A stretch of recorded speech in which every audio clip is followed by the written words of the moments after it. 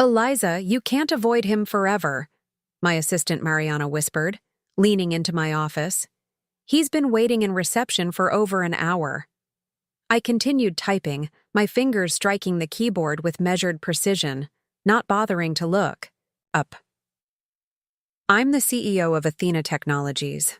I have meetings scheduled back-to-back until 7 p.m. If he wants to see me, he can make an appointment like everyone else. He says he won't leave until you see him. Mariana shifted uncomfortably. Security asked if they should escort him out. Before we jump back in, tell us where you're tuning in from, and if this story touches you, make sure you're subscribed, because tomorrow, I've saved something extra special for you. I finally stopped typing, leaning back in my Italian leather chair. The one I'd bought to replace the mid-range office furniture David had insisted was perfectly adequate during our marriage. My gaze drifted to the wall of windows showcasing the Seattle skyline, rain pelting against the glass in sheets. How fitting. Let him wait, I said, my voice betraying none of the turbulence I felt. When my 2 o'clock cancels, and they will, this weather's grounding all flights. You can pencil him in for 15 minutes. Not a second more. Mariana nodded, a small smile playing at her lips. She'd been with me through everything. The divorce, the company restructuring, the nights I spent sleeping on the office couch because our house, my house, held too many memories.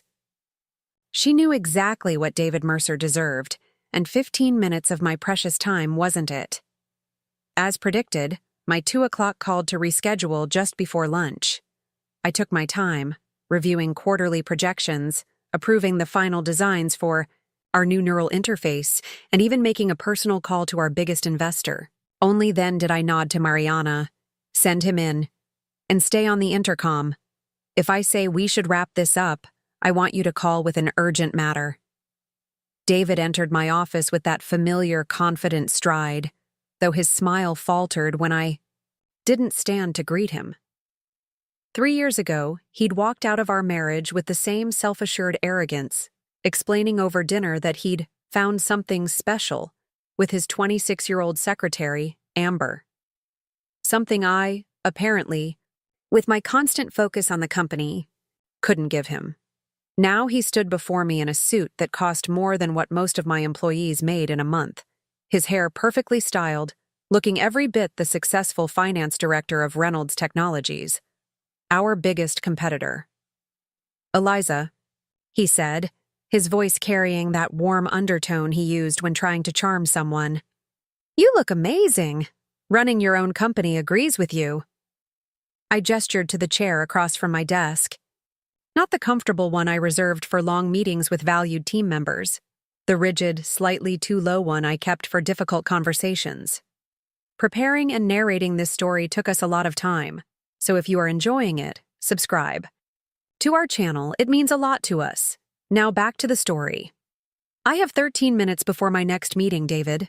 What do you want? He sat, clearly surprised by my directness.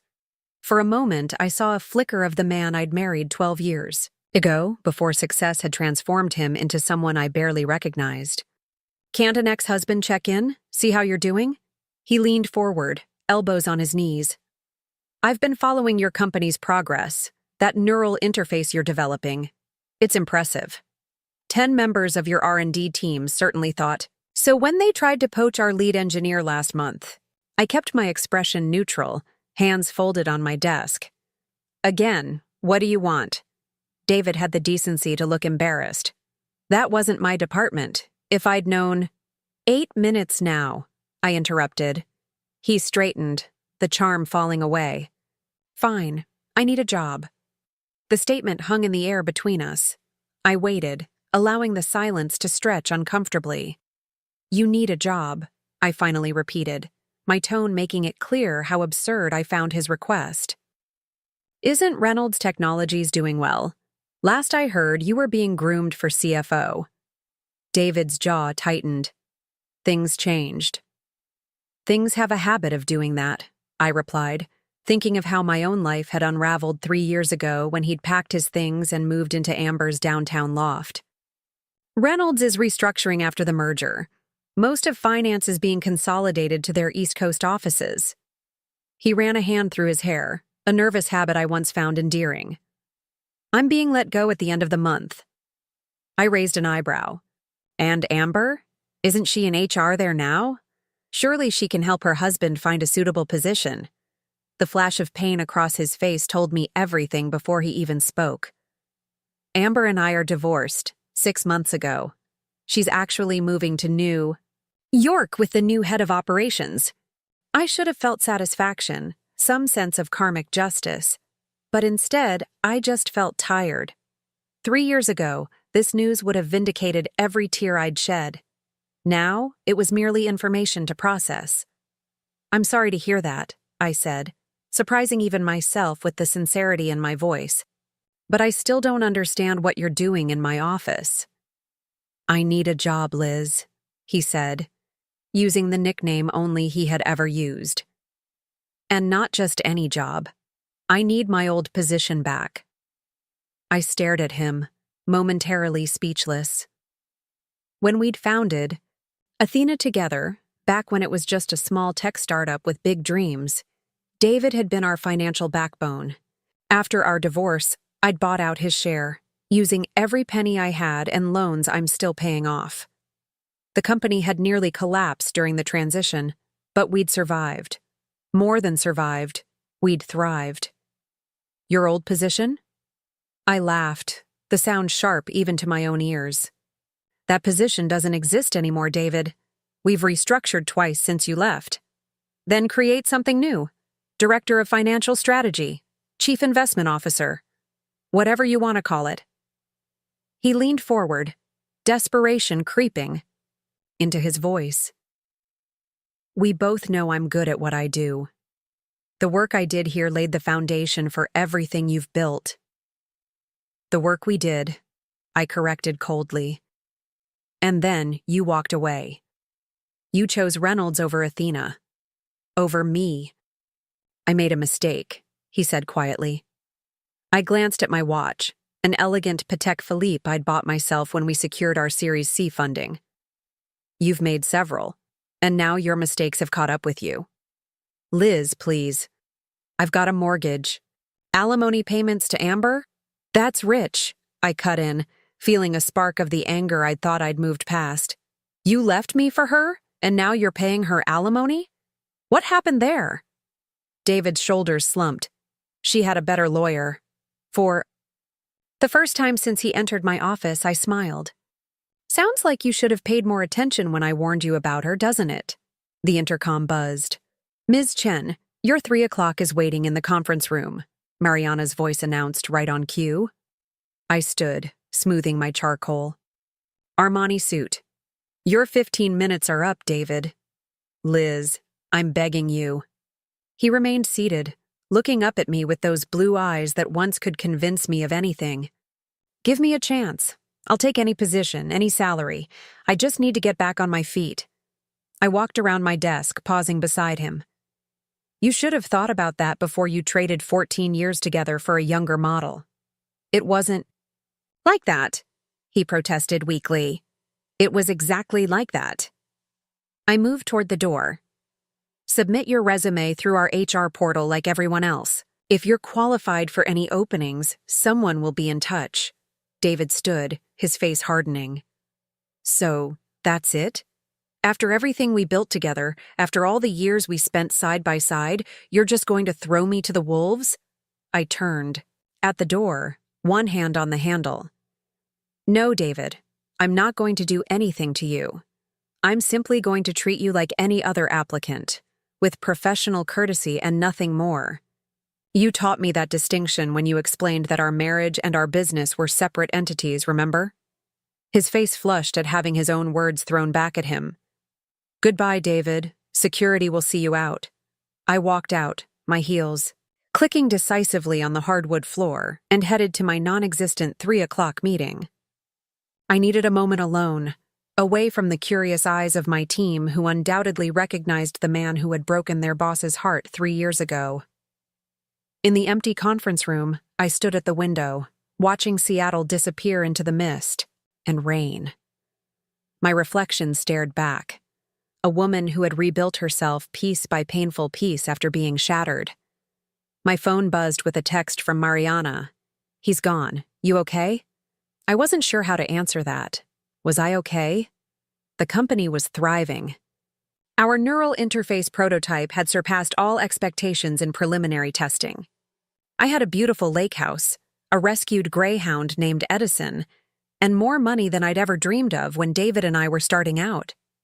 But seeing him, vulnerable, desperate, his life in shambles, had awakened something I thought I'd buried alongside our marriage certificate. Not love, certainly, but something unsettlingly close to pity. The conference room door opened, and Mariana entered with a steaming cup of tea. Jasmine, my favorite. "He submitted his resume before leaving," she said, placing the cup in front of me. "Added a personal note saying he's willing to start at entry level if necessary." I sipped the tea, feeling its warmth spread through me. "Deleted." Mariana raised an eyebrow. "You sure? He might actually be useful. Remember how he handled the Miller account crisis?" "I remember everything," I said quietly. "That's the problem." Back in my office, I tried to focus on the technical specifications for our neural interface, but my mind kept drifting back to David. The desperate look in his eyes. The wrinkles that hadn't been there 3 years ago. The slight tremor in his hands when he mentioned being let go. Around 8 p.m., long after most of the staff had gone home, I found myself opening our HR portal, searching for David's application. There it was. Alongside his impressive resume was a cover letter that began, "Dear Ms. Chen, I know I'm the last person who deserves a chance." I closed the browser before I could read further. This wasn't a decision to make tonight, with rain lashing against my windows and memories clouding my judgment. As I gathered my things to leave, my phone rang. Sophie Chen, my mother. "Have you eaten dinner, daughter?" she asked without preamble, her Mandarin accent stronger when she was worried. "I'm heading home now, Mom. I'll grab something on the way." "Zhang Wei told me he saw David at your office today." My mother's best friend's son worked in our IT department. Nothing stayed secret. "For long?" I sighed. "He needs a job. Reynolds is letting him go." "That company he left you for?" My mother's disapproval traveled clearly across the phone line. "And the young girl?" "She left him for someone else." The silence from my mother spoke volumes. Finally, she said, "The universe has its own justice. Mom, you remember what your father always said? Be careful who you hurt on your way up, because you might need them when you fall." My chest tightened at the mention of my father, gone 5 years now. He'd loved David like a son, had been heartbroken by his betrayal. I remember. "So what? Will you do?" I stared out at the rainy night, the city lights blurred into watercolor streaks. "I don't know yet." "You know," she said softly. "You're just afraid of the answer." After hanging up, I drove home through the rain-slicked streets, my wipers fighting a losing battle against the downpour. My lake house was dark when I arrived, save for the automatic porch light that welcomed me with its soft glow. Edison greeted me at the door, his tail wagging gently as he pressed his lean body against my legs. I scratched behind his ears, finding comfort in his simple, uncomplicated affection. Later, curled up on my sofa with a glass of Cabernet, Edison's head in my lap, I finally allowed myself to feel the full weight of seeing David again. The pain had dulled over the years, transforming from a sharp, stabbing agony to a muted ache that only occasionally made itself known. Today, it had roared back to life. I pulled out my laptop and opened his application again, forcing myself to read his cover letter in full. "Dear Ms. Chen, I know I'm the last person who deserves a chance from you or Athena Technologies. 3 years ago, I made the worst mistake of my life, professionally and personally. I betrayed not only our marriage but the company we built together, the vision we shared. There's no excuse for what I did. I could tell you I was flattered by Amber's attention, that I was going through a midlife crisis, that I thought Reynolds offered me something Athena couldn't. But the truth is simpler and uglier. I was selfish and short-sighted. I threw away 14 years with the most brilliant, determined woman I've ever known because I couldn't handle that you were becoming more successful than me. I won't ask for forgiveness. I haven't earned it. But I am asking for a chance to prove that I've changed, that I've learned from my mistakes. I'm willing to start anywhere, at any level, at any salary. I just want to be part of something meaningful again. The work you're doing with neural interfaces could change millions of lives. I want to contribute to that, even in a small way. I understand if this letter goes straight to your trash folder. But on the off chance you're reading this, thank you for taking the time. Respectfully, David Mercer. I closed the laptop, unsettled by the raw honesty in his words.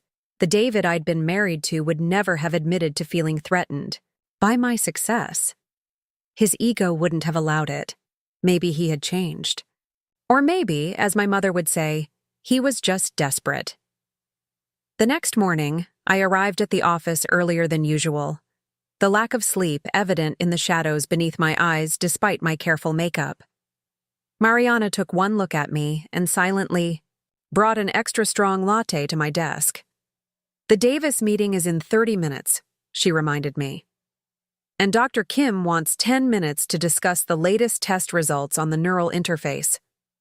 I nodded, grateful for the demanding schedule that would keep my mind occupied. Has HR processed yesterday's applications yet? Already in the system, she confirmed, giving me a knowing look. Including his. Forward his file to me, I said before I could change my mind. And set up an interview for Friday at 7 a.m. Mariana's eyebrows shot up. 7 a.m.? That's cruel even for you. If he wants this job badly enough, he'll be there. And if he is, what then? I took a sip of my latte, appreciating its bitter strength. Then I'll decide what to do with him, say. Davis meeting went smoothly, another major investor excited by our progress. Dr. Kim's test results were even more promising than expected, with the neural interface showing a 40% improvement in response time over our previous prototype. By lunchtime, I'd almost managed to push thoughts of David aside, until Mariana appeared in my doorway, her expression troubled. He's back, she said simply. David? She nodded. He brought lunch for the entire finance department. Said he wanted to get to know the team he hopes to join. They're all in the break room right now, eating Thai food and listening to him tell stories about the early days of Athena. A surge of indignation rose within me. He's campaigning, trying to win people over to pressure me into hiring him. It's working, Mariana admitted. Tyler from accounting just told me David helped them solve a reconciliation issue they've been struggling with for weeks. I stood, straightening my blazer. Where is he now? Still in the break room, holding court. The break room fell silent as I entered, all eyes turning to me. David stood by the window, Thai takeout containers spread across the table before him, surrounded by several members of my finance team. Mr. Mercer, I said coolly, I wasn't aware you'd been invited back to Athena today. He had the grace to look slightly embarrassed, though the confident smile never left his face. I thought I'd drop by with lunch, get to know some of the team. Hope that's okay. It's not, I replied evenly. Athena has a strict security policy regarding unauthorized visitors. Ms. Chen, Tyler from accounting stepped forward.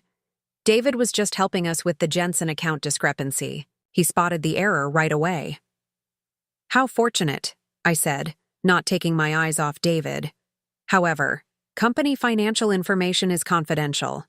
Mr. Mercer is not an employee and should not have access to our accounts. David's smile faltered.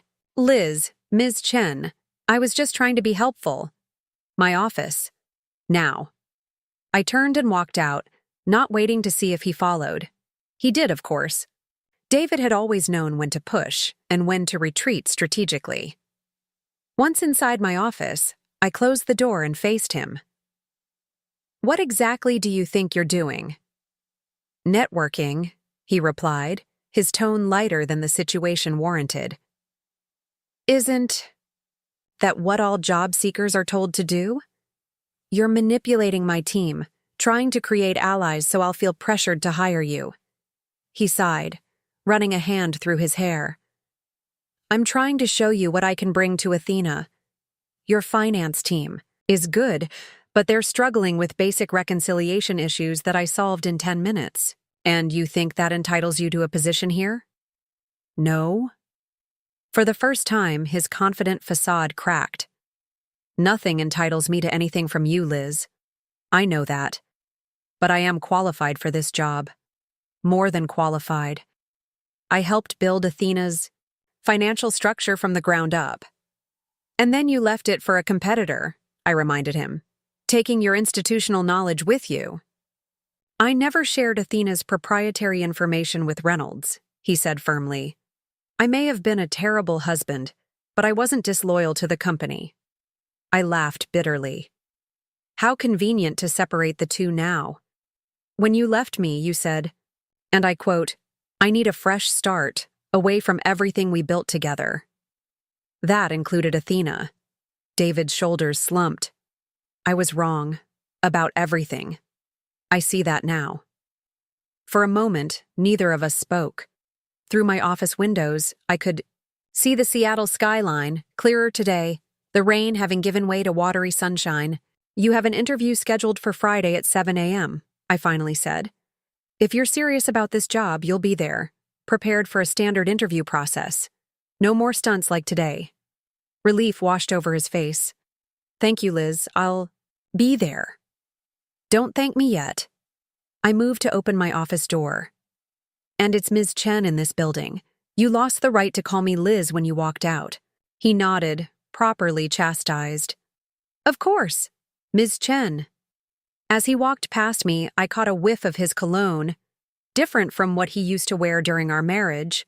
Another small change that somehow made this whole situation more real. This wasn't the David I'd married. Nor was I the Eliza he'd left behind. We were strangers now, navigating unfamiliar territory. One more thing, I said as he reached the door. If you're hired, and that's a big if, you'll report directly to me. Every decision, every recommendation will cross my desk. You'll have a fraction of the autonomy you had before. Can your ego handle that? His blue eyes met mine, serious now. I guess we'll find out on Friday. After he left, I returned to my desk, disturbed by how easily he'd managed to charm my finance team in a single lunch hour.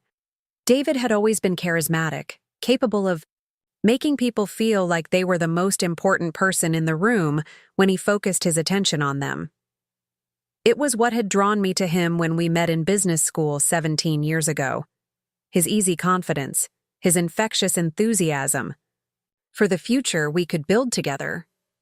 Back then, we'd been equals, partners in every sense.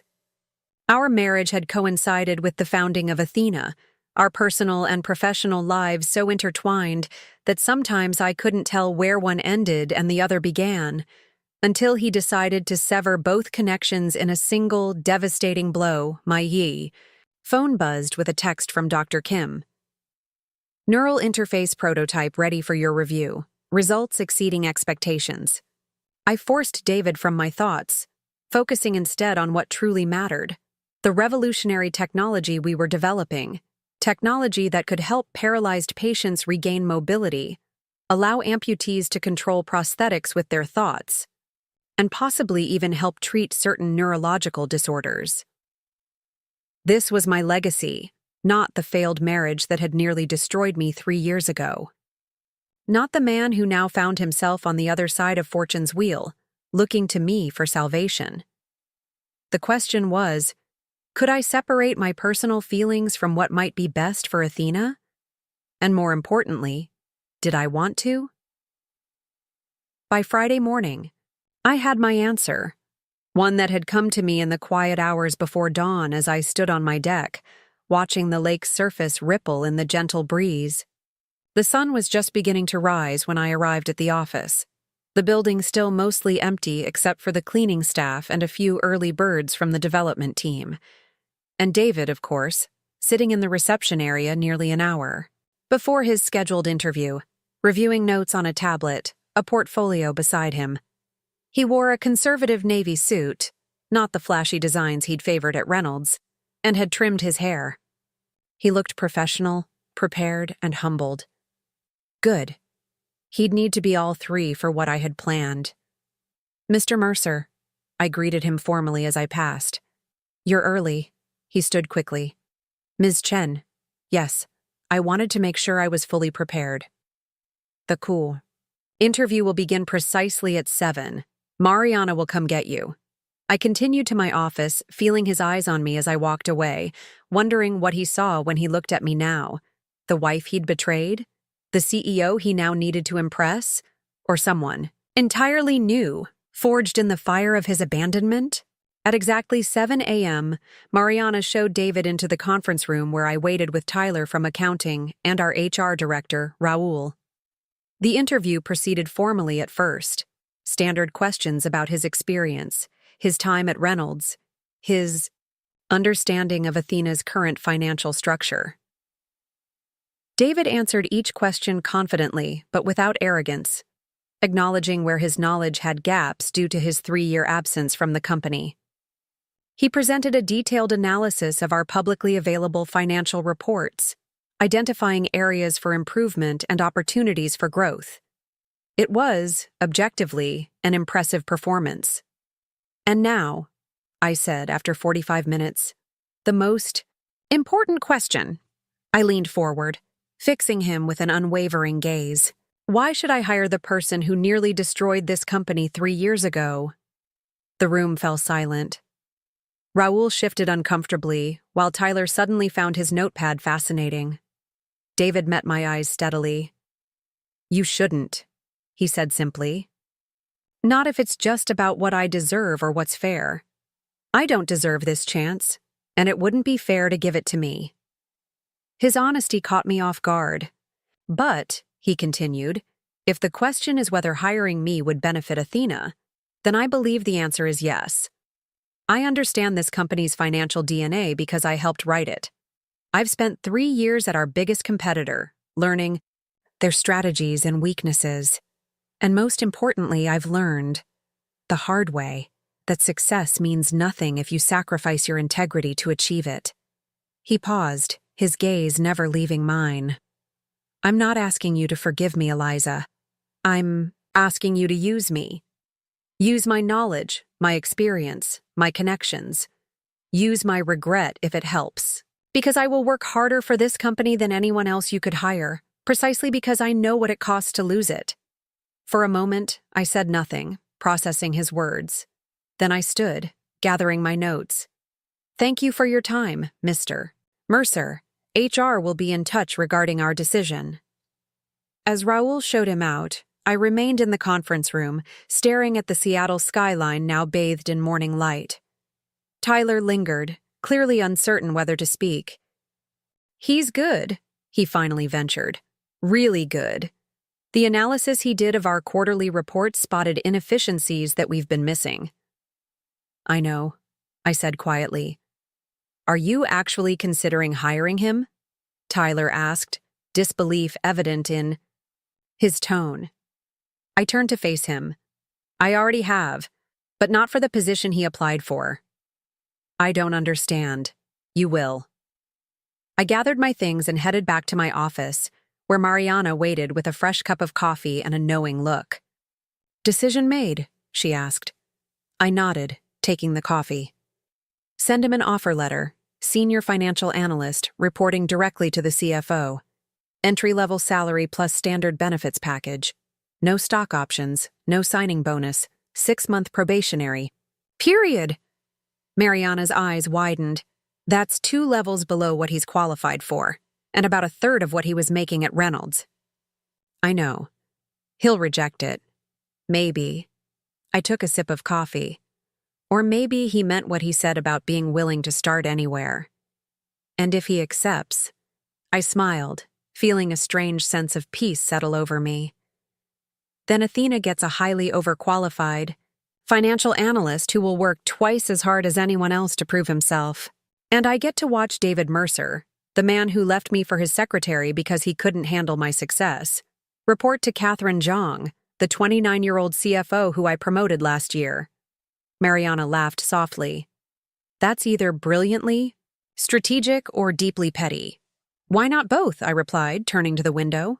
After all, he's the one who taught me that business and personal matters sometimes overlap. As I watched the city come alive below, I thought about the long road that had brought me here, from the devastated woman sobbing on her kitchen floor 3 years ago to the CEO making calculated decisions about the man who had broken her heart. The pain hadn't disappeared, but it had transformed into something I could use, something that made me sharper, more decisive. Whether David accepted the position or not, I had reclaimed my power in offering it to him. The rest was up to him. The offer letter went out Friday afternoon. I didn't expect to hear back until Monday at the earliest. David would need time to process the insult thinly disguised as an opportunity, to weigh his dwindling options against his pride. So when my personal cell phone rang at 9:17 p.m. Friday night, Edison raising his sleek head from his bed at the unfamiliar sound, I was surprised to see David's name on the screen. "This is Eliza," I answered, keeping my voice neutral despite the flutter of anticipation in my stomach. "Is this a joke?" David's voice was tight, controlled, but I could hear the undercurrent of anger. "Senior financial analyst? Reporting to someone half my age? 60,000 a year?" I took a sip of my evening tea, grateful he couldn't see my smile. "It's a legitimate offer for a position we need to fill." "It's an insult, and you know it."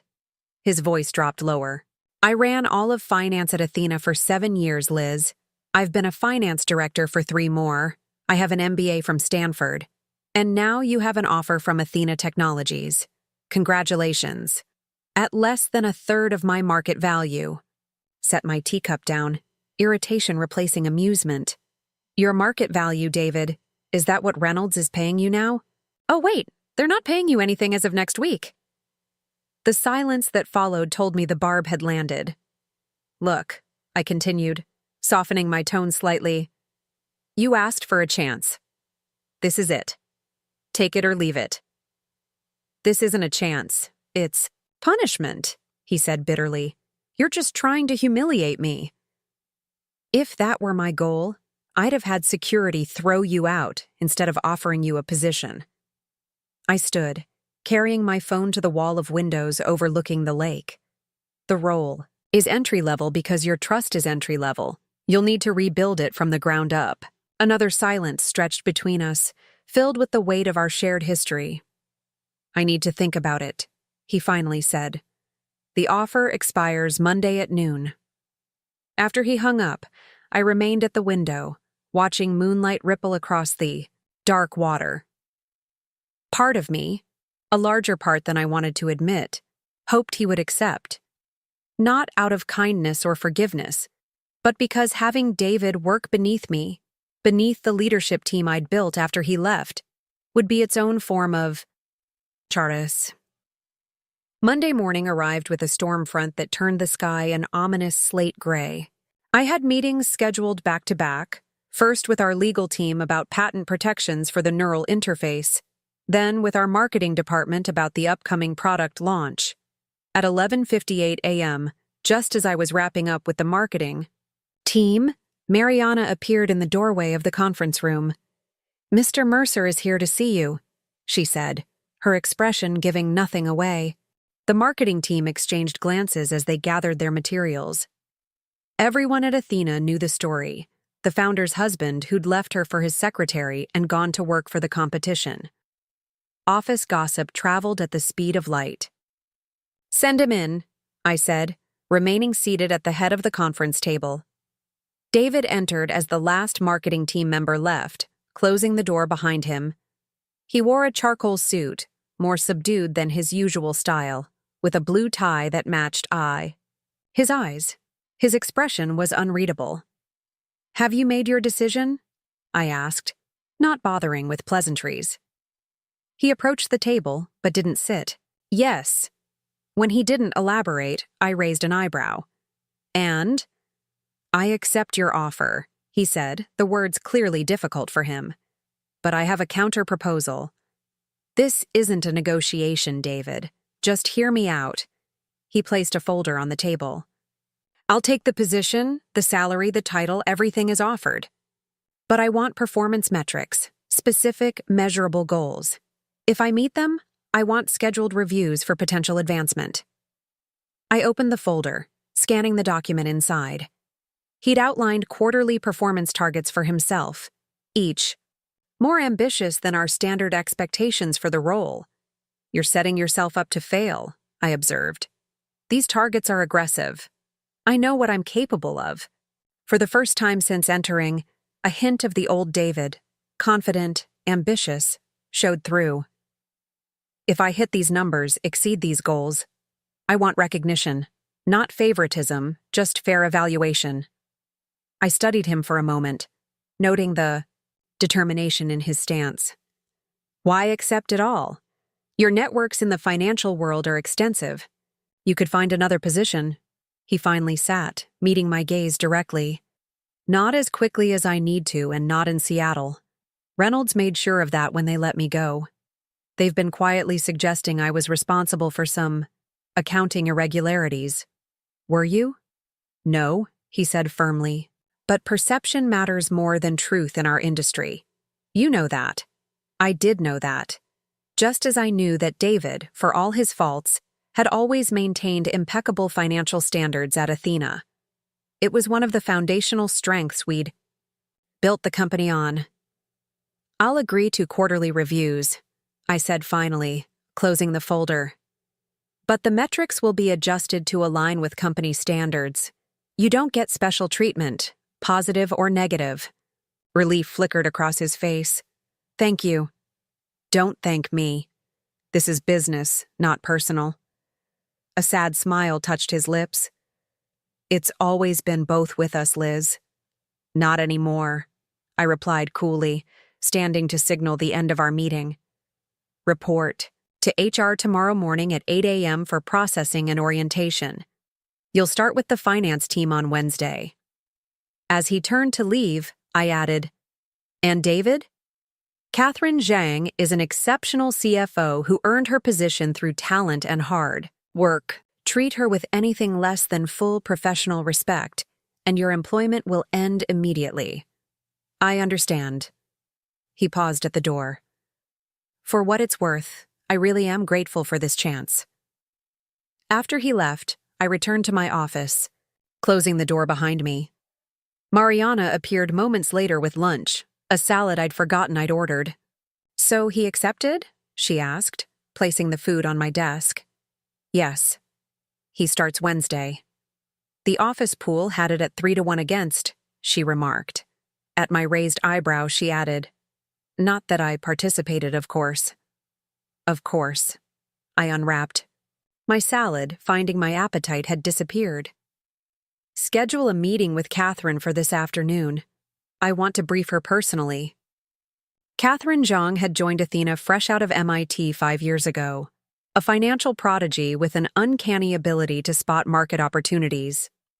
I'd promoted her to CFO 8 months ago, after our previous financial head left for a startup. At 29, she was one of the youngest C-suite executives in the tech industry, and certainly the youngest in Athena's history. She took the news of David's hiring with professional composure, though her sharp eyes reflected her curiosity. You're sure about this? She asked after I'd explained the situation. He's overqualified for the position, but desperate enough to take it, I replied. Use his expertise, but maintain clear boundaries. He's not to have access to sensitive financial information until his probationary period is complete. Catherine nodded thoughtfully. The team will be confused by his placement, especially those who worked with him before. Let them be confused. His performance will speak for itself, one way or another. She studied me with the perceptive gaze that had helped her rise so quickly through Athena's ranks. Is this a test? For him or a punishment? I considered her question more seriously than I had when David asked something similar. Both, perhaps. Or maybe it's just business. With due respect, Ms. Chen, Catherine said carefully, when it comes to ex-husbands, it's never just business. Her insight was uncomfortably accurate. Just keep me updated on his performance, I said, effectively ending the conversation. That night, I found myself unable to sleep, my mind churning over the decision I'd made. Was I being vindictive, using my position to exact revenge for personal hurts? Or was I simply being cautious with someone who had proven themselves untrustworthy? The line between personal and professional had become so blurred that I couldn't see it clearly anymore. Wednesday arrived with a mixture of anticipation and dread coiling in my stomach. I deliberately scheduled myself out of the office for the morning, taking meetings with potential investors downtown. I told myself it was to give David space to settle in without my looming presence, but truthfully, I wasn't ready to see him in our space, my space, wearing an Athena employee badge, integrated into the company we had once built together. When I returned just after lunch, Mariana was waiting with updates. Mr. Mercer completed orientation yesterday without incident, she reported as we walked to my office. This morning, he met with the finance team and Catherine. According to Tyler, he was the model of humility and professionalism. It's been half a day, I pointed out. Let's not nominate him for Employee of the Month just yet. Also, she continued, ignoring my sarcasm, he brought his own lunch and ate at his desk while reviewing quarterly projections. No Thai food for the department today. I smiled despite myself. Good. Anything else? Catherine scheduled a finance department meeting for 3 p.m. She asked if you'd like to join. I hesitated. Part of me wanted to observe David's first day from a safe distance through the buffer of reports and secondhand accounts. But I was the CEO, and appearing to avoid my own finance department would send the wrong message to the team. Tell her I'll be there, I said, making the decision before I could overthink it. The finance department occupied the northeast corner of our office, with glass-walled meeting rooms and an open floor plan designed to encourage collaboration. As I approached, I could see the team gathering in the largest conference room, Catherine at the head of the table with presentation materials ready. David sat in the back row, dressed in a conservative button-down and slacks, a far cry from the designer suits he'd favored at Reynolds. He was taking notes on a company-issued laptop, his expression focused but neutral. He didn't notice me until I entered the room. Our eyes met briefly before he returned his attention to his screen, but not before I caught the flash of something in his gaze. Determination? Resignation? I couldn't be sure. Catherine began the meeting with an overview of first quarter results, followed by projections for the second quarter. The team was engaged, asking appropriate questions about revenue streams and expense allocations. David remained quiet, absorbing the information, his fingers occasionally typing notes. Now, Catherine said, approaching the meeting's midpoint, I want to discuss the Miller account reconciliation issue. Tyler, can you update us? Tyler, a competent but sometimes overly cautious senior accountant, explained the discrepancy they'd been struggling with, the same one David had apparently helped with during his impromptu lunch visit the previous week. The issue appears to be with how we're recognizing revenue from the extended service contracts, Tyler explained. I've been working with the new system, but the reporting module isn't capturing the deferred revenue correctly. We need a solution. Before month-end close, Catherine stated, her gaze sweeping the room. Any suggestions? Several team members offered ideas, most involving complex workarounds or manual adjustments that would be time-consuming and error-prone. Throughout the discussion, David remained silent, though I could see from his expression that he had thoughts on the matter. Catherine noticed too. Mr. Mercer, she said, deliberately using his formal name. You have experience with our previous system. Any insights? All eyes turned to David. This was a test, carefully orchestrated by Catherine. I recognized her strategy immediately. She was giving him an opportunity to contribute meaningfully while also establishing her authority. David straightened slightly. The new system actually has a specialized module for exactly this type of contract, he said, his tone neutral and professional. It's not well documented in the manual, but if you access the advanced settings under revenue recognition, there's a template for multi-year service contracts with varied delivery schedules. He paused, clearly aware of the room's attention. With your permission, I could show Tyler how to configure it. It should resolve the issue without any manual intervention needed for future reporting. Catherine nodded, her expression revealing nothing. That would be helpful. Schedule time with Tyler this afternoon. The meeting continued, with David offering input only when directly asked. He was carefully threading the needle, demonstrating his knowledge and experience without overstepping or trying to dominate the discussion. It was a side of him I hadn't seen before, this measured restraint. As the meeting concluded and the team dispersed, I lingered, watching as David approached Tyler about scheduling time to work on the revenue recognition issue. Catherine made her way to my side. Well, I asked quietly. He knows his stuff, she admitted, and he's being careful not to step on toes. Day 1, I reminded her. The real test will be whether he maintains that approach when faced with challenges or disagreements. Catherine smiled slightly. Don't worry, I plan to provide plenty of those. I returned to my office, trying to focus on the neural interface launch preparations, but my thoughts kept drifting to David. Seeing him in that meeting, competent but subdued, contributing without commanding, had unsettled me in ways I hadn't anticipated. This wasn't the David I remembered, the man who had dominated every room he entered with charismatic confidence. Nor was it the desperate, humbled figure who had begged for a job in my office. This was someone new, or perhaps someone I had never allowed myself to see before. The week progressed with David settling into his role. Reports from Catherine indicated he was performing well, addressing the tasks assigned to him efficiently, and offering guidance to team members who sought his help, but never overstepping his position. By Friday, I had almost managed to adjust to his presence in the building, until Mariana informed me that he had requested a meeting. He says it's about the Jensen account, she added. Catherine approved the request. I sighed, glancing at my crowded calendar. Fine. 15 minutes at the end of the day. At 5:45 p.m., David knocked on my office door, a folder and tablet in hand. Most of the staff had already left for the weekend, the office quiet save for the distant hum of the cleaning crew beginning their rounds. Come in, I called, not looking up from my computer. I finished reading an email before finally acknowledging his presence. You wanted to discuss the Jensen account? David took the seat across from my desk, placing the folder between us. Yes, I've been reviewing their payment history as part of the reconciliation project Catherine assigned me. And? They've been consistently late with payments for the past 3 quarters, he said, opening the folder to reveal a neatly organized payment timeline. But always just under the wire before we'd implement late fees or penalties.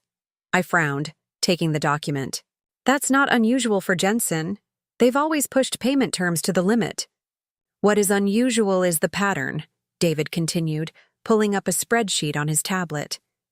Their payments arrive exactly 29 days after the due date, 1 day before our system would automatically flag them for collection processes. Meaning, someone at Jensen has inside knowledge of our accounting processes, he said simply.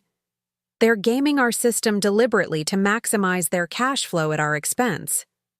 I studied the data, seeing the pattern clearly now that he'd pointed it out.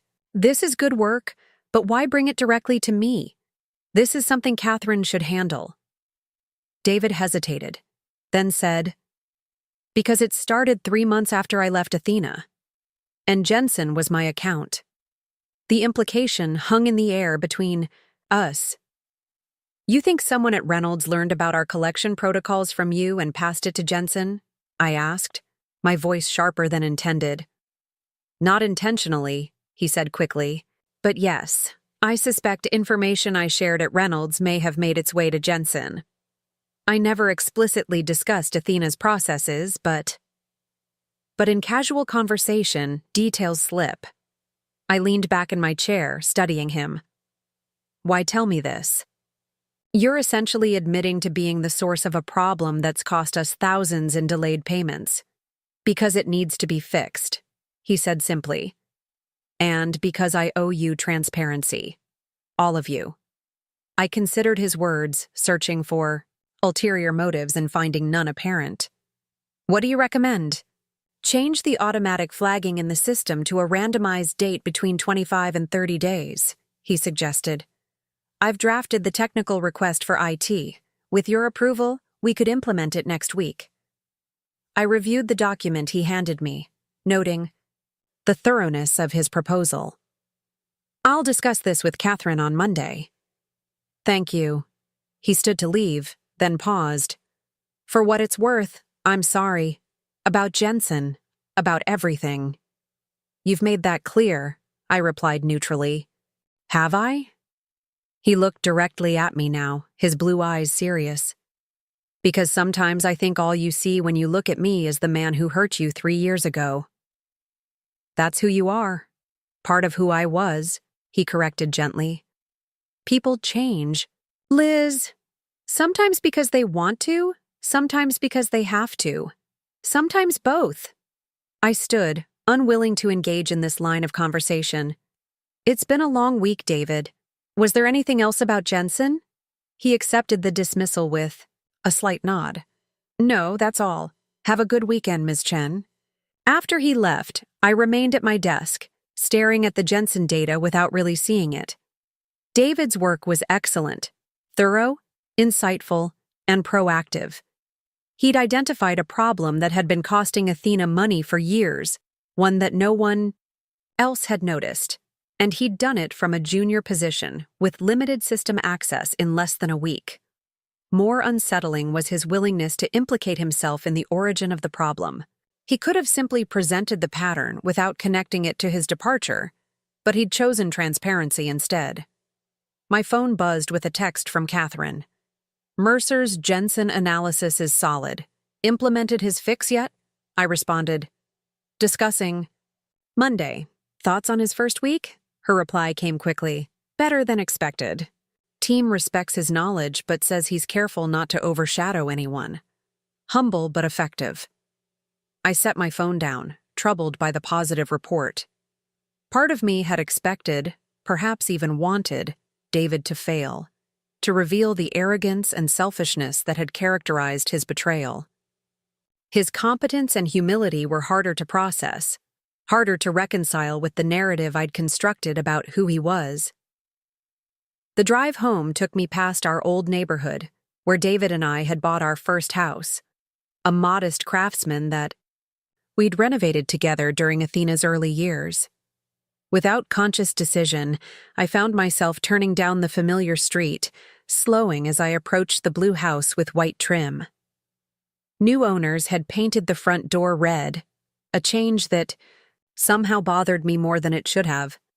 The maple tree we'd planted in the front yard had grown taller, its branches now reaching toward the second-story windows. Through those windows, I could see lights on, lives being lived in the space where mine had once shattered. I drove on, unsettled by the wave of emotions the house had triggered. Not longing for what was lost, exactly, but acknowledgement of how completely things had changed, both the house and myself.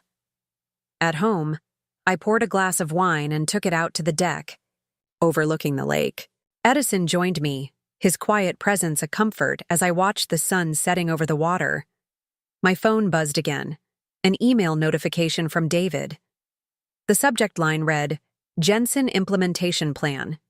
Even on a Friday evening, he was working, preparing for Monday's discussion. I set the phone aside without opening the email, unwilling to allow David to intrude further into my weekend. But as darkness fell and the first stars appeared over the lake, I found myself thinking about what he'd said. People change. The question was whether I was willing to see that change, to acknowledge it as genuine rather than a calculated performance, designed to regain his former position and status.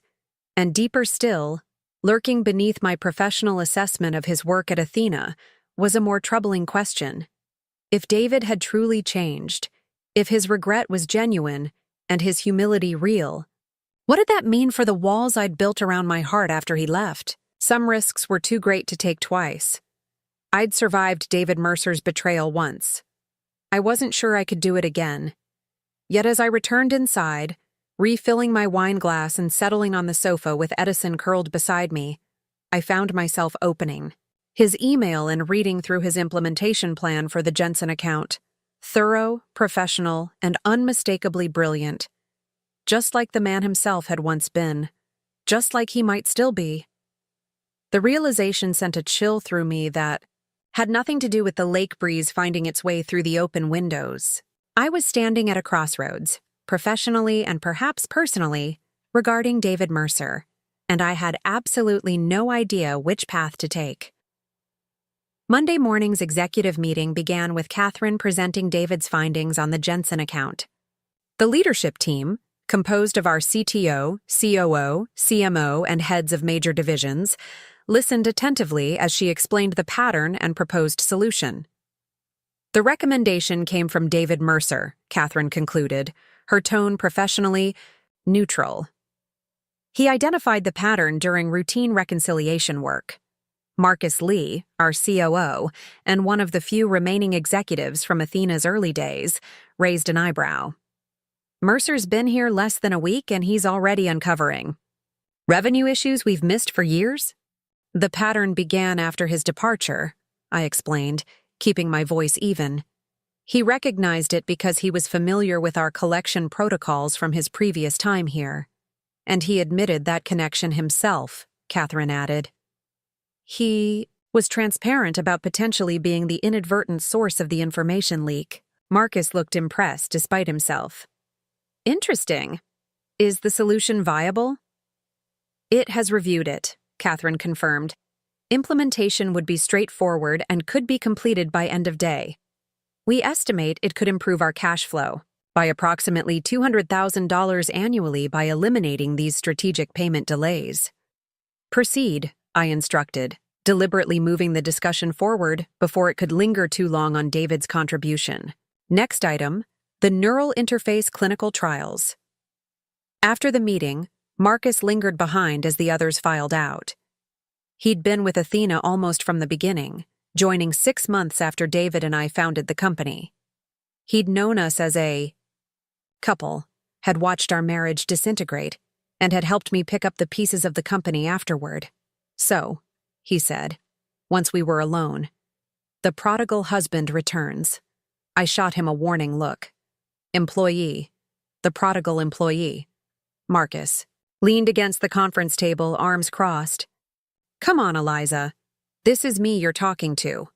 What's your endgame here? Athena gets a highly qualified financial analyst at entry-level cost. That's the endgame.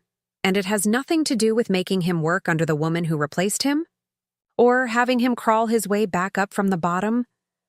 I gathered my materials, unwilling to acknowledge the accuracy of his assessment. David's placement is based solely on rebuilding trust after he left for a competitor. Right. Marcus's skepticism was evident.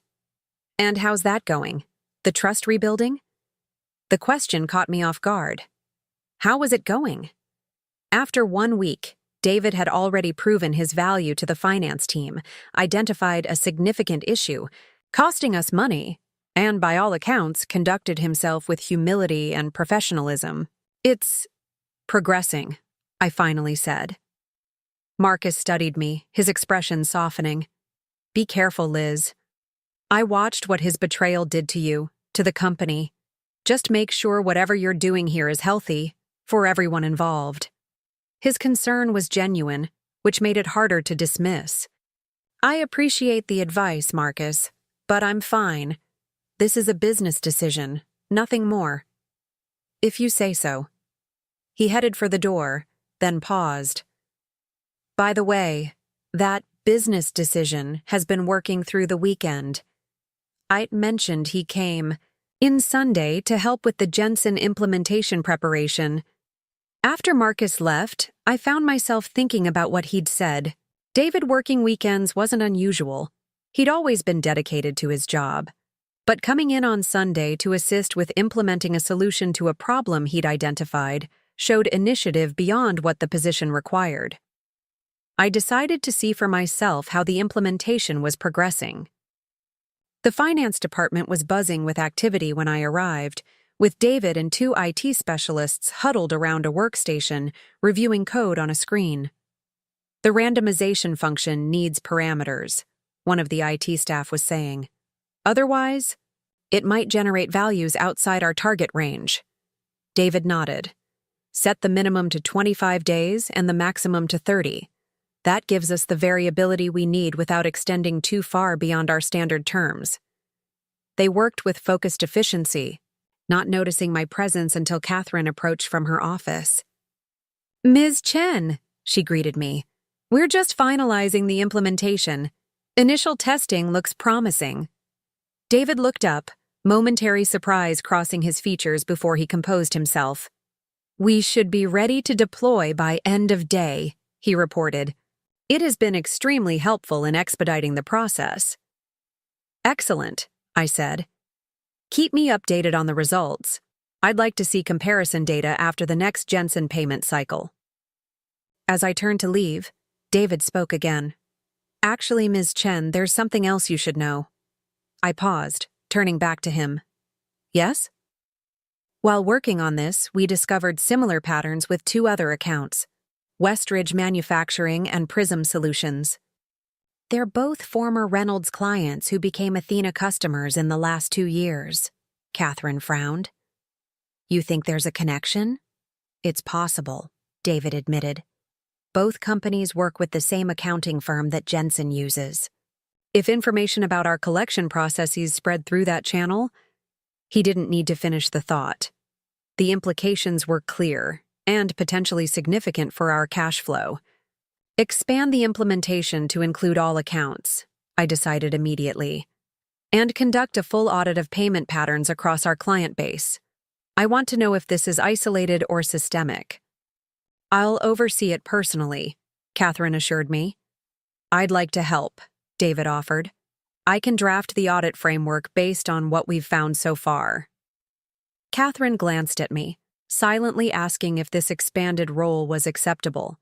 I nodded slightly. "Coordinate." "With Tyler and the rest of the team," she instructed David. "I want preliminary findings by Thursday." As I walked back to my office, I found myself impressed despite my reservations. David wasn't just doing the job he'd been assigned, he was actively looking for ways to add value, to solve problems that extended beyond his immediate responsibilities.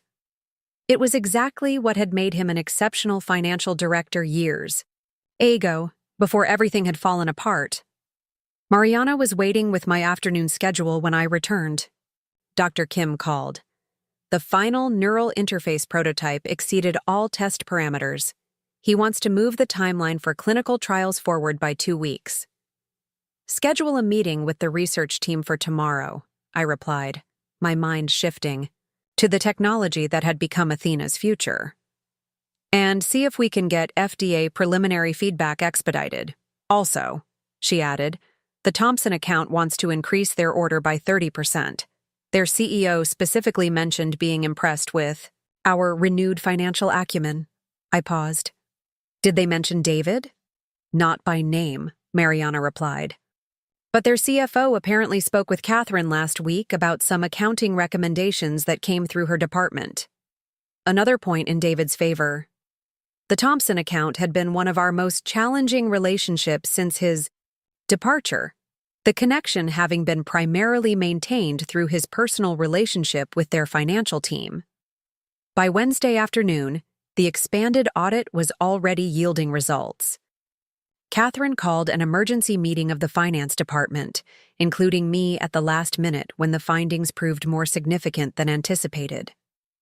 I arrived to find the conference room filled with finance staff, David standing beside Catherine at the front, a complex spreadsheet projected on the screen. We've identified a systematic pattern affecting approximately 22% of our accounts, Catherine was explaining as I slipped into the back of the room. The total impact on our cash flow is estimated at nearly $1.2 million annually. Murmurs spread through the room. That was a substantial sum for delayed payments, enough to fund several new research positions or accelerate our product development timeline. Mr. Mercer has developed a comprehensive solution, Catherine continued, nodding to David. He stepped forward, his manner confident but not domineering. The issue extends beyond simple payment delays. We've discovered that information about several of our internal processes has been compromised, not just collection protocols, but also contract renewal timing and fiscal year budgeting periods. He clicked to the next slide, showing a detailed implementation plan. We're proposing a complete overhaul of these systems, introducing variable parameters and enhanced security protocols. The changes would be invisible to our legitimate business operations, but would effectively neutralize the advantages some clients have been exploiting. The presentation continued, with David explaining each component of the solution with clarity and precision. The finance team was engaged, asking thoughtful questions that David and Catherine answered as a seamless unit. It was remarkable how quickly they'd developed an effective working relationship, despite the unusual circumstances. After the meeting, Catherine lingered to discuss next steps with me. The implementation will take about 3 weeks, she said, but the potential return makes it a top priority. David seems to have taken the lead on this, I observed. Catherine nodded. He has the experience and institutional knowledge we needed. I delegated significant responsibility to him for this project, with appropriate oversight. Was that acceptable? The question wasn't just professional courtesy. She was genuinely seeking my approval for expanding David's role beyond his nominal position. It's appropriate given the circumstances, I acknowledged, but make sure the official records reflect that this was a team effort, not just David's work. I don't want the rest of the department feeling overshadowed. Already addressed, she assured me. He's been excellent about sharing credit and involving others in the process. Tyler and Amara have been particularly engaged. After she left, I found myself reflecting on how quickly David had integrated into the finance team. In just over 2 weeks, he'd gone from a potentially disruptive addition to a valued contributor, all while maintaining the humility his position required. It was confusing. The narrative I'd constructed about David, selfish, arrogant, disloyal, was being challenged daily by his actions since returning to Athena. Thursday evening found me working late, reviewing the clinical trial protocols for the neural interface. The office was quiet, most employees having departed hours ago. I was deeply focused on the technical specifications when a knock at my opened door startled me. David stood in the doorway, briefcase in hand, clearly on his way out. Sorry to interrupt. I just wanted to drop off the completed audit report for your review. He placed a bound document on the corner of my desk. The formal presentation is scheduled for Monday, but Catherine thought you might want to review the findings beforehand. Thank you, I said, momentarily disoriented by the interruption. You're here late. Final details on the implementation plan, he explained. I wanted to make sure everything was ready for tomorrow's IT handoff. I nodded, noticing the fatigue around his eyes, the slight slouch in his normally perfect posture. He'd been working intensely since arriving at Athena, pushing himself far beyond what the position required. The team seems impressed with your work, I said, surprising myself with the observation. A small smile crossed his face. They're a good group, talented, dedicated. Catherine has built an excellent department. Yes, she has. The silence stretched between us, not quite comfortable, but not entirely awkward either. I should let you get back to your work, he said finally, turning to leave. David, I called after him, the words forming before I could reconsider. The neural interface clinical trials are moving forward. We're having a small celebration tomorrow after the all-hands meeting. You should come. He looked genuinely surprised by the invitation. Are you sure? I wouldn't want to make anyone uncomfortable. You're part of Athena now, I said simply. The team should know that includes all company events. He nodded, his expression thoughtful. Thank you. I'll be there. After he left, I stared at the audit report he'd delivered, not seeing the pages. What was I doing? Inviting David to the celebration felt like a shift in our carefully maintained professional distance, a crack in the wall I'd built between my past and present. Yet it also felt right somehow. His work was directly contributing to Athena's success, which meant more resources for the Neural Interface project. He deserved to be included in celebrating the milestone. Friday's all-hands meeting filled our largest conference space with employees from every department. As CEO, I delivered the exciting news about the Neural Interface trials moving forward ahead of schedule, acknowledging the dedicated work of our research team and the support provided by every department. This technology will change lives, I concluded, and everyone in this room has contributed to making it possible. So today, we celebrate not just a product milestone, but the collaborative spirit that defines Athena. Applause filled the room as I stepped away from the podium, the formal meeting transitioning into a celebration complete with champagne and catered refreshments. The mood was festive, employees mingling across departmental lines, united by the shared achievement.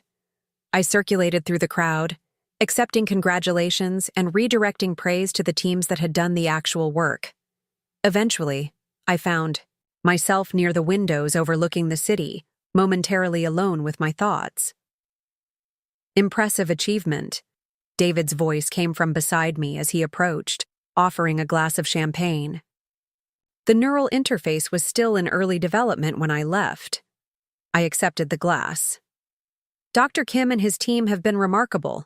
The potential applications keep expanding as the technology evolves. I reviewed some of the projections in the investor materials, he said. If the clinical trials confirm even half of the preliminary results, Athena will be positioned to dominate the neurotech market for years. That's the plan, I replied, sipping the champagne. It's more than that, David said quietly. It's your vision, Liz. You've always seen possibilities others couldn't imagine. It's what made you exceptional as a founder. The sincerity in his voice caught me off guard. We both contributed to Athena's foundation, I said, unable to fully accept his praise. We did, he acknowledged. But this... He gestured around us, at the thriving company filled with talented, engaged employees. This is yours. You built this after I left. After I tried to destroy it by leaving. The raw honesty in his words hung between us, more potent than the champagne. Why did you really come back, David? I asked, the question that had been lurking in my mind since he first appeared in my office. There must have been other options, other cities, other companies. He looked out at the Seattle skyline, considering his answer. Part of it was practical. I needed a job and my reputation was damaged. But that's not the whole truth. He turned back to me, his blue eyes serious. I came back because this is where I belong, not just at Athena, but in Seattle, near the life I threw away. I needed to face what I'd done, to see every day what I lost through my own selfishness. That sounds like punishment, not career planning, I observed. A sad smile touched his lips. Maybe it started that way, but these past few weeks, working with the team, contributing to something meaningful again, it's reminded me of why we built Athena in the first place. To create technology that matters, with people who care about more than just profits. His words resonated uncomfortably with my own feelings about the company. Despite everything, David still understood Athena's core mission, the vision that had brought us together as founders and partners all those years ago. Before I could respond, Catherine appeared beside us, her expression apologetic at the interruption. Ms. Chen, the investors from Meridian Capital have arrived. They're asking to speak with you about the clinical trials timeline. Of course, I said, grateful for the escape from a conversation that was veering into dangerous emotional territory. David, excuse me. He nodded, stepping back. Thank you for including me today. The rest of the afternoon was consumed with investor meetings, discussions with the research team, and the 100 other responsibilities that came with running a growing technology company. By the time I returned to my office, the celebration had wound down, employees drifting back to their departments or heading home to start their weekends. Mariana was waiting with final updates before she left for the day. The Meridian Capital representatives were impressed. They're considering increasing their investment for the next round. Good. We'll need the additional funding to accelerate the clinical trials. Also, she added, her tone carefully neutral, Catherine submitted her first-month evaluation of David Mercer's performance. I looked up from my desk. And? She's recommending an expanded role. Financial strategy analyst, reporting directly to her. Still significantly below his previous level, but with more responsibility and a modest salary increase. I wasn't surprised by the recommendation. David's contributions over the past weeks had more than justified the promotion. Yet something in me hesitated at the idea of him advancing so quickly. The review period isn't over yet, I pointed out. He's barely started his second month. Catherine feels his contributions to the payment audit alone justify accelerated advancement. The team apparently agrees. Tyler and Amara both submitted supporting statements. I took the folder containing the formal recommendation, scanning Catherine's detailed assessment. Her evaluation was professional and thorough, documenting specific contributions and their measurable impact on department performance. It was exactly the type of evidence-based review I expected from her. I'll consider it over the weekend, I said, setting the folder aside. Anything else before you go? Mariana hesitated, then said, just one personal observation. The changes to the payment systems that David implemented, they've already caught 2 attempts by clients to delay payments. The finance team says the system is working perfectly. After she left, I sat alone in my office, the city outside my windows transitioning from day to evening as the sun began its descent. The folder containing Catherine's recommendation seemed to demand my attention, a decision I wasn't quite ready to make.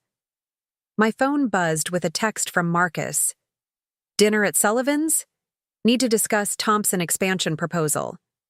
The idea of discussing business over a good meal appealed after the emotional complexity of the day. I texted back my agreement and gathered my things to leave. As I passed through the finance department on my way out, I noticed David still at his desk, focused intently. On his screen, most of the department had already left for the weekend, but he remained, apparently absorbed in his work. Without conscious decision, I found myself walking toward him. Still here? He looked up, startled from his concentration. Just finalizing. The transaction reports for the week. Catherine mentioned the system caught 2 attempted payment delays today. So I heard. Good work. He smiled, a genuine expression that reached his eyes. Thank you. It's satisfying to see something I helped develop actually working as intended. I gestured to the screen. That can wait until Monday. It's been a long week. Just about finished, he assured me. Another 10 minutes or so. I nodded, turning to leave, then paused. Catherine submitted her recommendation for your position. Adjustment. His expression revealed both surprise and cautious hope. I didn't ask her to do that. I know. She made that clear in her report. I'm happy where I am, he said carefully. Whatever you decide, I'll continue doing my best work for the team. The sincerity in his voice was unmistakable. This wasn't the calculating ambition of the man who had left for Reynolds, but something more measured, more genuine. Enjoy your weekend, David, I said, unable to offer more than that as I walked away. Outside, the early evening air carried the fresh scent of approaching rain, the Seattle sky darkening with clouds. As I walked to my car, I found myself looking back at the Athena building, at the lights still illuminating a few windows. Dedicated employees like David, completing one last task before starting their weekends.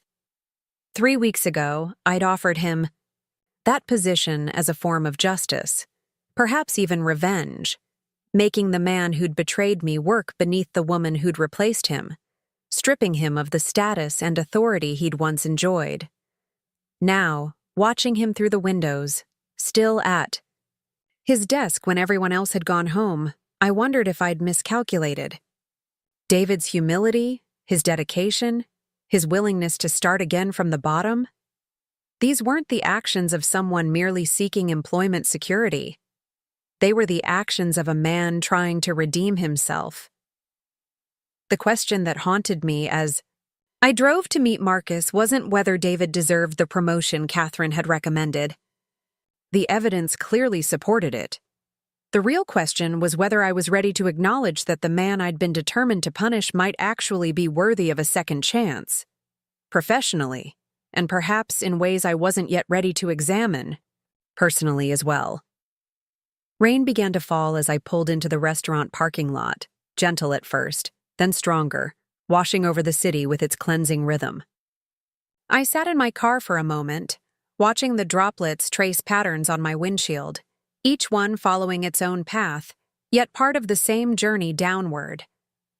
Perhaps people were like that too, capable of following new paths while still being fundamentally themselves. The thought was both unsettling and oddly comforting as I finally stepped out into the rain, decisions still unmade but perspective somehow shifted. Dinner with Marcus proved a welcome distraction. We discussed the Thompson expansion proposal, debated strategy for an upcoming industry conference, and shared a bottle of excellent Pinot Noir. It wasn't until dessert that he broached the subject I'd been avoiding. So, Catherine submitted her recommendation for Mercer's promotion, he said, stirring his espresso. Quite the glowing review, I hear. News travels fast, I replied, not surprised that he already knew. It's a small company at the top. Are you going to approve it? I sighed, setting down my fork. Objectively, his work justifies it. The payment. Systems overhaul alone saved us more than his annual salary would cost. But it's been less than a month, Marcus. Promoting him so quickly sends a message to the rest of the team. He nodded thoughtfully. It does.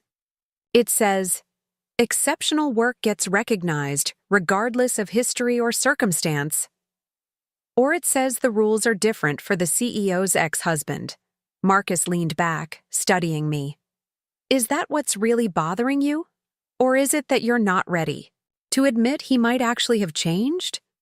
The question hit uncomfortably close to home. Both, perhaps, and more. Such as? I struggled to articulate feelings I'd barely acknowledged to myself. When he first came back, the dynamic was clear. He needed something from me, a job, security, redemption, whatever you want to call it. It gave me control, I suppose. And now? Now he's proving his value to Athena independently of me. The finance team respects him. Catherine wants to promote him. If this trajectory continues, you're afraid he won't need you anymore, Marcus finished, his insight typically precise. That he'll rebuild his career and move on, just like before. Was that it? The thought hadn't consciously formed until Marcus spoke it aloud, but it resonated with an uncomfortable truth. Part of me had wanted David to remain dependent, to need the opportunity I'd provided. His rapid success threatened that dynamic. It's more complicated than that, I said finally. Of course it is. Marcus signaled for the check. But whatever you decide about the promotion, make sure it's for the right reasons. Athena deserves your best judgment, not your lingering resentment or fear. His words stayed with me through the weekend as I divided my time between reviewing Catherine's recommendation, finalizing the neural interface clinical trial protocols, and taking long walks with Edison along the lakeshore. By Monday morning, I'd made my decision.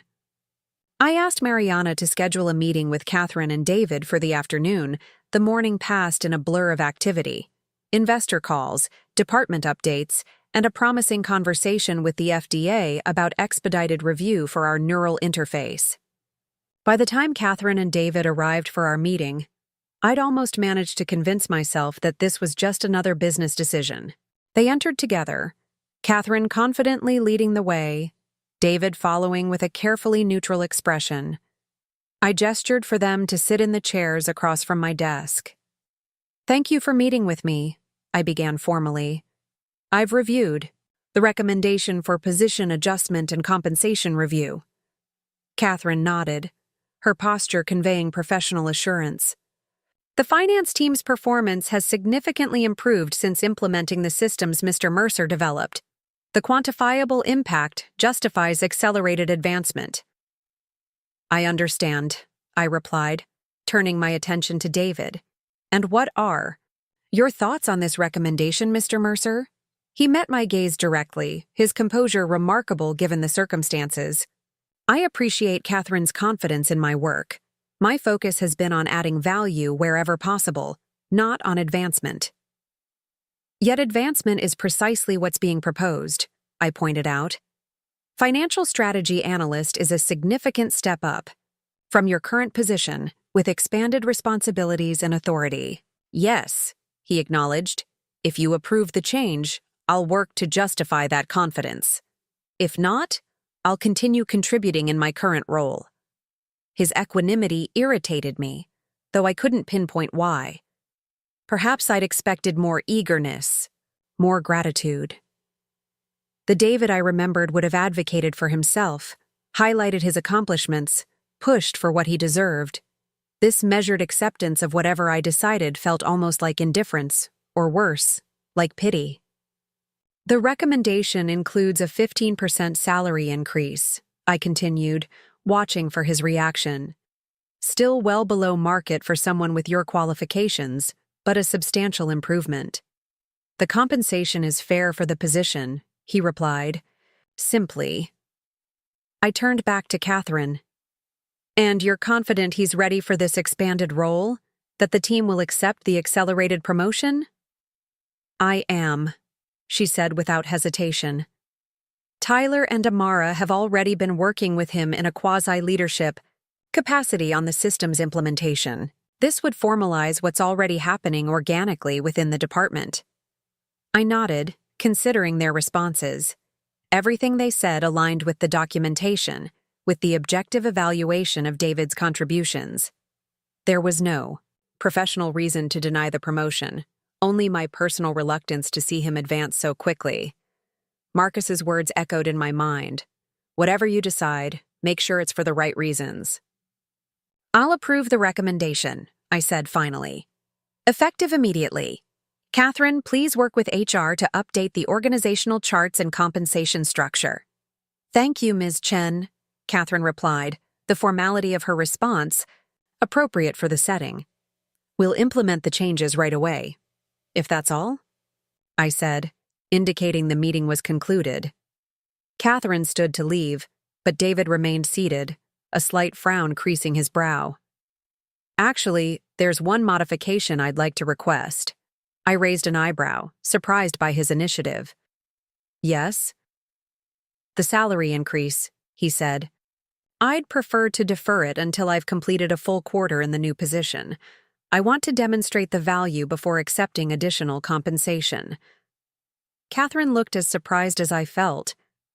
"That's unusual, but technically possible," she said, glancing between us. "Any specific reason?" I asked, studying him. David met my gaze steadily. "I'm not here for the money, Liz. I'm here to rebuild what I damaged. My career, yes, but more importantly, my integrity. The position advancement gives me the opportunity to contribute more effectively. The compensation can wait until I've proven that contribution is sustainable." The sincerity in his voice was unmistakable, catching me off guard. This wasn't a calculated move or a bid for approval. It was a genuine expression of his priorities. "Very well," I agreed, more affected by his request than I wanted to admit. "Catherine, implement the position change with deferred compensation adjustment pending quarterly review." After they left, I remained at my desk, contemplating the unexpected turn our meeting had taken. David declining an immediate salary increase was far from the outcome I'd anticipated when I first offered him the entry-level position weeks ago. I'd expected him to grasp at any advancement, to revert to the ambitious, status-conscious man who had left me for a younger woman and a more prestigious title. Instead, he continued to demonstrate a humility and commitment to redemption that challenged my preconceptions. The rest of the day passed quickly, filled with the usual demands of running a growing tech company. It wasn't until evening, as the office quieted and most employees headed home, that I found myself thinking again about David's surprising request. A soft knock at my door interrupted my thoughts. David stood there, a folder in hand. "Sorry to disturb you," he said. "Catherine asked me to deliver the final audit report with the implementation results." "Thank you," I replied, accepting the folder. "Congratulations on your new position. Thank you for approving it." He hesitated, then added, "I know it couldn't have been an easy decision. It was the right decision for Athena," I said, the professional answer coming automatically. A small smile touched his lips, but not necessarily the easy one. I didn't contradict him. We both knew the complexity beneath the surface of this workplace. Interaction. "Why did you really turn down the immediate raise, David?" I asked, the question emerging before I could reconsider. He leaned against the doorframe, weighing his response. "Because I need you to understand something. This isn't about money or status or reclaiming what I lost. It's about proving, to you, to myself, to everyone, that I'm not the man who walked away 3 years ago." "And who is that man?" I asked, quietly. "The one standing here now?" "Someone who understands what matters," he replied, his voice equally soft. "Someone who learned the hard way that success means nothing if you destroy what's truly valuable in pursuing it." We looked at each other across the space of my office, a space that suddenly seemed both vast and intimate. For a moment, I saw him clearly, not as the husband who had betrayed me or the employee seeking advancement, but as a person who had made devastating mistakes and was genuinely trying to atone for them. "The neural interface clinical trials start next week," I said, making a sudden decision. "I'm hosting a small dinner at my home for the core research team on Friday. You should come." Surprise flickered across his face. "Are you sure? That seems more personal than a company celebration." "Your financial restructuring directly contributed to accelerating the timeline," I replied, offering the professional justification first. Then, more honestly, "And yes, I'm sure." He nodded, understanding the significance of the invitation. "Thank you. I'd be honored." After he left, I stood at my window, watching the lights of Seattle glimmer as darkness fell.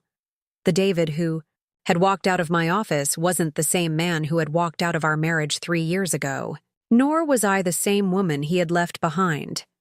We had both been transformed by the pain of that separation, by the choices we'd made in its aftermath. The question now was whether those transformations had brought us to a place where new understanding was possible. Not forgiveness, perhaps, at least not yet, but acknowledgement of change and growth. Friday evening arrived clear and cool, the lake reflecting the sunset in shades of gold and crimson as I prepared for the dinner party. Dr. Kim and 5 members of his research team would be joining us, along with Catherine, Marcus, and now David. Edison supervised from his favorite spot on the sofa as I arranged flowers and checked the catering preparations. The house, my sanctuary after David left, felt different tonight, charged with a nervous energy I hadn't experienced in years. At precisely 7, the first guests arrived. Dr. Kim and his team were animated with excitement about the upcoming trials, bringing prototype demonstrations and technical discussions that quickly established the evening's enthusiastic tone. Catherine and Marcus arrived together, having shared a ride from the office. Their easy camaraderie reflected the strong working relationship they'd developed over the years. David was last, arriving precisely on time with a bottle of wine, a Barolo from the small Italian vineyard we'd visited on our 5th anniversary. The thoughtful choice wasn't lost on me, though I maintained my composure as I welcomed him. Dinner progressed smoothly, the conversation flowing between technical discussions of the neural interface, lighter office anecdotes, and occasional reminiscences about Athena's early days. David participated naturally, offering insights without dominating, his presence gradually accepted by the group. Later, as the evening wound down and guests began to depart, David helped gather glasses from the deck where we'd had dessert and coffee. We found ourselves momentarily alone, the sounds of conversation drifting from inside where Marcus was entertaining the others with stories from our startup days. "Thank you for including me tonight," David said, setting the tray of empty glasses on the outdoor table. "It means more than you know." I nodded, looking out over the darkened lake. "It's been a strange few weeks, hasn't it?" "Strange," he agreed with a soft laugh. "But also clarifying, somehow." "How so?" "When I first came back, asking for a job, I thought I knew what I wanted," he said carefully. "Security, income, professional redemption. And now?" He turned to face me, his expression open and vulnerable in a way I'd rarely seen, even during our marriage. "Now I understand that what I really wanted was the chance to prove, not just to you, but to myself, that I could be someone worthy of respect again, someone who builds rather than destroys." The simple honesty of his words touched something deep inside me, a place I'd carefully walled off after he left. "You're doing that," I acknowledged quietly. "Building, I mean. The finance team, the systems implementation, your work with Catherine, it's making Athena stronger." "Thank you for giving me that chance," he said. "I know it couldn't have been easy to see me every day, to work with me again after what happened." "It wasn't," I admitted. "Still isn't sometimes." He nodded, accepting the truth of my words without defensiveness. "For what it's worth, I think you've built something remarkable here. Not just the company, but this life." He gestured to the beautiful home, the peaceful lake beyond. "You've thrived, Liz. Part of me is sad I missed seeing it happen, but mostly I'm just proud of you." His words hung in the cool evening air between us, sincere and unexpected. Before I could respond, Marcus appeared at the door, announcing that the research team was leaving. We returned inside, the moment passing unfinished as I bid farewell to my guests. David was the last to leave, pausing at the door. "Thank you for tonight," he said simply.